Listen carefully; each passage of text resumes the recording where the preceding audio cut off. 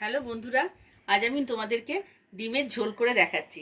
খুব গরমটা বেড়ে গেছে, তাই আমি ডিমটা আর কষা কষা করলাম না, ঝোল করেই দেখাচ্ছি। খুব সহজভাবেই করব, তোমরা দেখো। যদি তোমাদের ভালো লাগে তাহলেই লাইক করো। কড়াই আমি বসিয়ে দিয়েছি, ডিমগুলোকে একটু সামান্য করে কেটে কেটে নিচ্ছি, যাতে তেলে দেওয়ার পরে না ফাটে, আর যাতে এর মধ্যে গ্রেভিটাও মানে যায় আর কি। হ্যাঁ, ভালো লাগবে দেখতে এবং খেতেও ভালো লাগবে। টেস্ট খুব ভালো লাগবে। এই ডিমটা যা হয়েছে, মুরগির আসলে কনস্টিপেশন ছিল মনে হয়।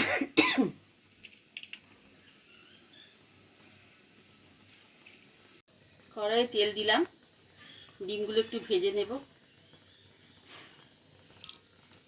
এবার ডিমগুলোর উপরে একটু কাশ্মীরি লাল আর একটু নুন দেব।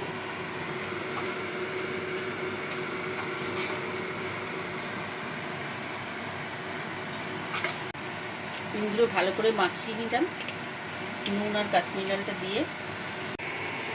ডিমগুলোর মধ্যে কাশ্মীরি লাল আর হলুদটা দিলে, এই নুনটা দিলে ডিমগুলোর কালারটা বেশ ভালো হয়।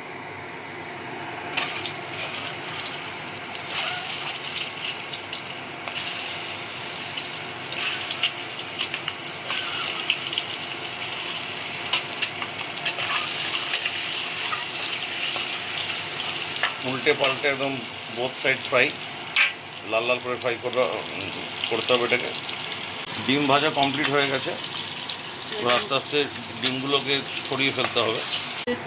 এবার আলুগুলো একটু ফ্রাই করে নিলাম, ফ্রাই করতে দিলাম, হালকা একটু ফ্রাই করে নেব। এদের টেস্টটা খুব ভালো হয়, তাই না? হ্যাঁ, আলুটা ফ্রাই করলে খাবারটা খেতে খুব ভালো লাগে, আলুর টেস্টটা খুব ভালো লাগে। বন্ধুরা, আলু আর ডিমটা একদম দেখো লাল লাল করে ফ্রাই হয়ে গেছে। এবার এদিকে পেঁয়াজ বাটাও রেডি, পেঁয়াজ লঙ্কা বাটা, আচ্ছা পেঁয়াজ লঙ্কা বাটাও রেডি হয়ে গেছে। এবার আমরা ঝোলটা করব। প্রথমে তেলে আমি একটু গরম মশলা ফোড়ন দিলাম, এলাচ, লবঙ্গ আর তেজপাতা।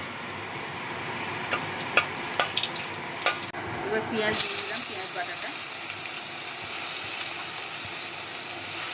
অনেকটাই পেঁয়াজ বাটা লাগবে, কারণ এটা গ্রেভি হবে তো। একটু ঝোলটা একটু বেশি করবো। আচ্ছা আচ্ছা, ঝোলটাও একটু বেশি হবে, মানে গ্রেভিটা একটু বেশি হবে, তাই পেঁয়াজ বাটাটা একটু বেশিই লাগবে। ভালো করে ফ্রাই করে নেওয়া হবে।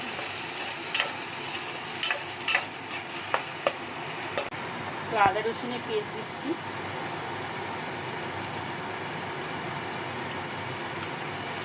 বাটা দিচ্ছি, ধনে জিরে বাটা 1.5 চামচের মতন লাগবে।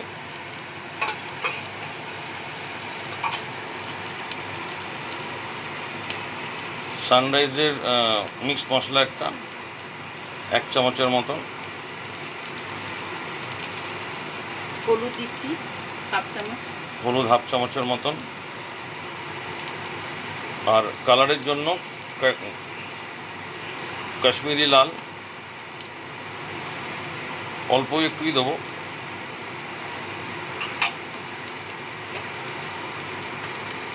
স্বাদ অনুযায়ী নুন দেবো।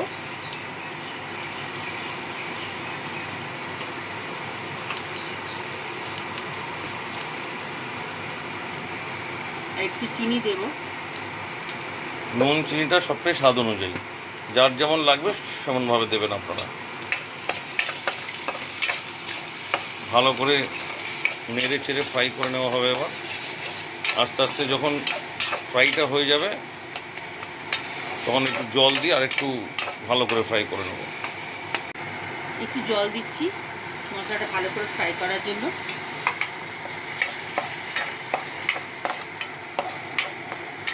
অল্প একটু কাসুরি মেথি দিচ্ছি, টেস্টটার গন্ধটা ভালো উঠবে।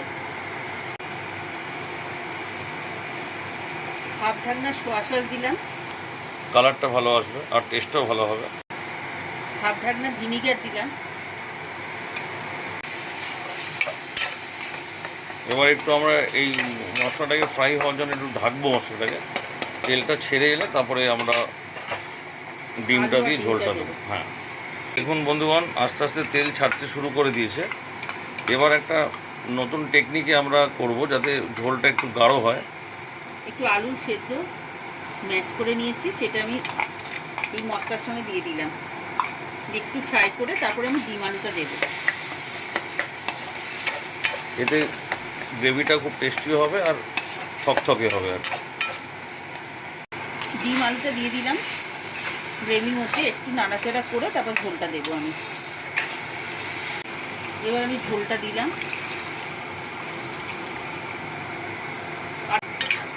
ঝোল দিয়ে ভালো করে নেড়ে চেড়ে এবার ইয়ে করে দাও, ঢেকে দাও, ফুটলে তারপর আমরা নামাবো।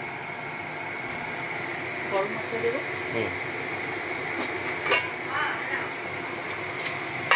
ডিমের ঝোলটা ফুটে গেছে, এবার একটু শাহি গরম মশলা দিয়ে বন্ধ করে দেবো। হয়ে গেছে, কমপ্লিট হয়ে গেল।